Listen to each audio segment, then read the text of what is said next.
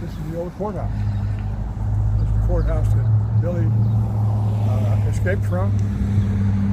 Before it was a courthouse, it was the Murphy Dillon store. It was built in 1874. And they had it here for a few years as a store. And the war came along, and it kind of ruined its reputation and its business. And right after the war, it went bankrupt with Mr. Dolan at the helm of it. And he sold it to Tom Catron in Santa Fe, and Tom Catron then sold it to the county, and it became the county courthouse.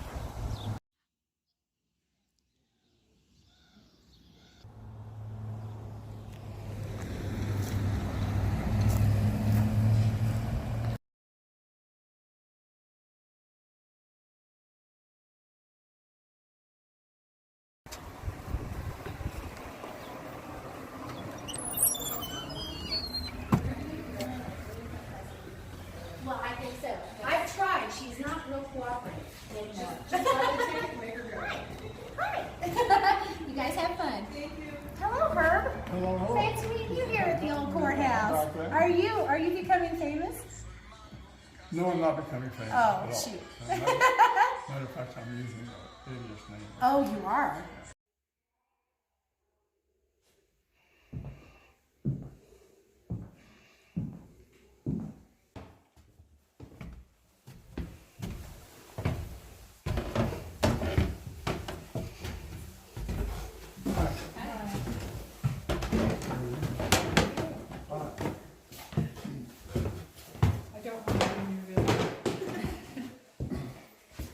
As I understand it, this is the sheriff's office or the armory.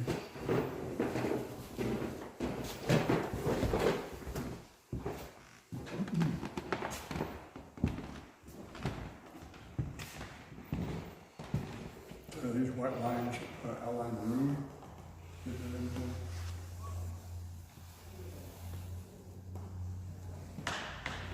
And this room used to be Dolan's bedroom. And then sitting right here was kind of Dolan's parlor. So this is where they had Billy.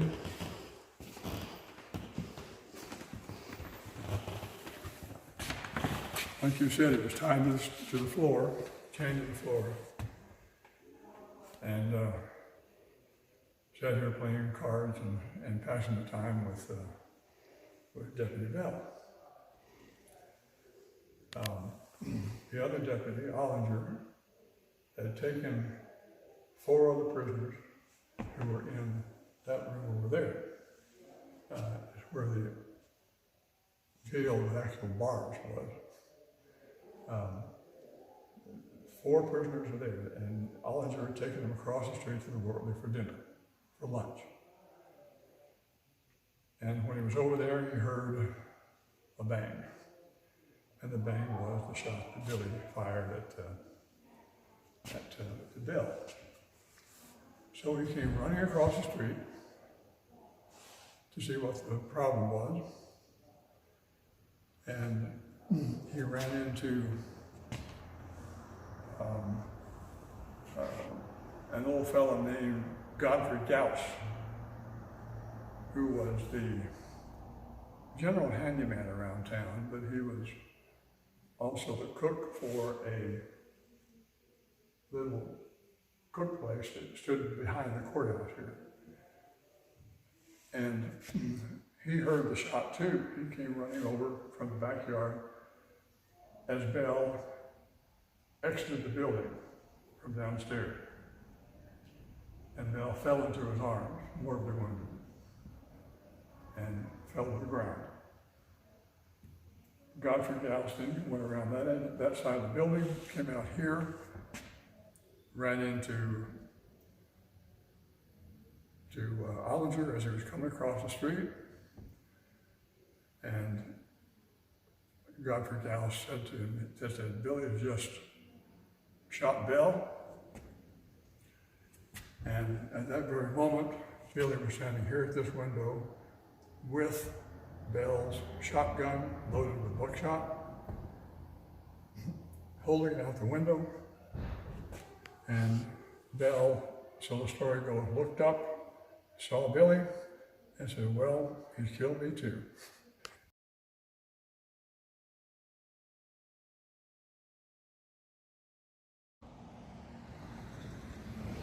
Hello, Bob. Goodbye, Bob. According to family tradition, these leg irons were cut off the kid by blacksmith, can't pronounce his name, of Tularosa, following Billy's escape from the courthouse on April 28, 1881.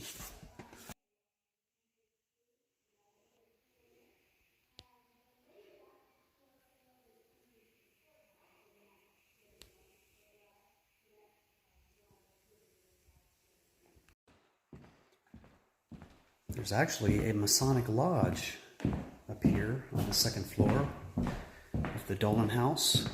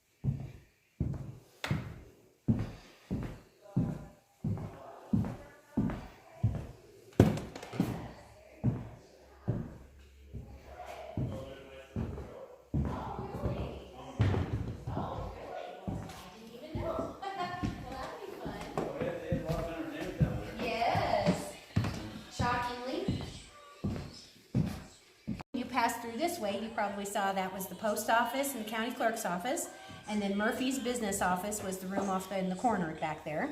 Then these rooms that kind of went along the back were storage rooms, and then the staircase, of course, takes you up to the spot where Billy shot Deputy Bell. And I really wanted to show you this because I didn't think you got to see this before. Is that angle okay? Absolutely. This is at the top landing where Billy shot Deputy Bell, looking down toward the bullet hole in the wall. And this, you know, the reason we have this picture is because there's a retired law enforcement gentleman in the community here who likes to go to these historic crime scenes and do modern forensics to see if the story that was handed down lines up with the forensics. So Billy the Kid said he shot Deputy Bell at the top of the stairs. Pat Garrett's report said something a little different. So our friend did a luminol test here. And so that's what this is showing, is the luminol there on the floor. So this would have been maybe 130 something years later since the shooting happened, and you can see that there's, you know, there's some DNA there. And we can't say 100% for sure that it's Deputy Bell's blood because he didn't have any descendants, so there's nobody to compare DNA to. Well, seeing as there's no more blood. Well, and there's nobody else that we know of that was you shot. know, had a reason to bleed that much at the top of the stairs either. So Well, I'm a deputy in Harris County. Are you? That's what we call a clue in law enforcement. Yeah, exactly. So he wants to come back actually and do another test because he figures the way Billy was running around up there, because he went from this spot to the armory, grabbed Ollinger's gun, ran all the way across, well, he probably shuffled because he had his leg irons on, all the way to that window in the northeast corner. And that's where he said, "Hello, Bob." Hello, Bob. Shoots Ollinger once, and then he came across over here to the front porch and shot him again and broke the gun over the railing and threw the parts down at him. Legend tells that he did a little dance.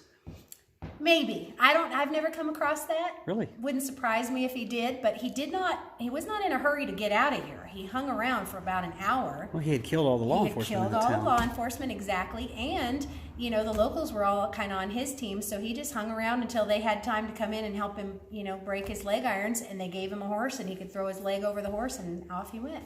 Okay, so Tiffany, tell me about the gun and the outhouse and what y'all discovered. Well, this is one of our most common questions that we get because of the movies, that there might have been a gun hidden in the outhouse for Billy by one of the regulators, which is a fantastic theory. The guys had plenty of time to come up with a little scheme like that, so it makes sense that that might have happened. However, our local historian here, Drew Gomber, who used to appear on a lot of shows on the History Channel and all kinds of things about the West, he came up with a very good answer to why that most likely didn't happen. First of all, I don't think it's recorded by Billy or anybody else that that actually happened. But secondly, Drew says if Billy came out of the outhouse with a gun in his hand, why would he wait all the way up to the top of the stairs to shoot the guy? He could have come out of the outhouse, guns blazing, and taken care of business and been gone. So That's an interesting point. Never thought of that. Billy was an unusual kind of outlaw, no question about it. He didn't have the personality of what you would think an outlaw would have, or a bad guy would have. Billy was always jovial, pleasant, always laughing, telling jokes, smiling, always. And everybody who met him couldn't help but like him. People on the other side of the war, of course, didn't like him, but he had lots and lots of friends in this area. And they all loved him. He could be very warm, he could be compassionate, he could be funny and sociable. He danced, he sang, he spoke Spanish fluently. And but he also had this one problem. He liked to shoot people. And he did not hesitate a split second to resort to his pistol. But he didn't go looking around to kill people just to kill them. Like maybe we were talking about John Wesley Hardin, who seemed to have that psychopathic kind of a temperament where, you know, I think he shot somebody for snoring too loud or something like that. Billy wasn't like that, was he? It's hard to say. It's hard to say. The story is that he had killed 21 people by his 21st birthday. Only a few of them have been proven, actual evidence of shooting or killing somebody by Billy. But frankly, it wouldn't surprise me at all if he had killed at least 21 individuals by the time he was 21 years old. He was a practiced pistolier. He was deadly with his pistol. And he was ambidextrous, right? He could use either hand for the pistol. Or actually, I read a report, an account that stated he could fire with both hands. I'm not sure. But with the hand he used, which was the right hand, he was deadly accurate. Garrett was too. Garrett was a crack shot with a rifle or a pistol. He could shoot the whiskers off a fly, just like Billy could. And they both demonstrated that on occasion. Anyway, Billy had this pleasant personality, but in an instant, under the right circumstances, he seemed to turn himself into a very angry and deadly person.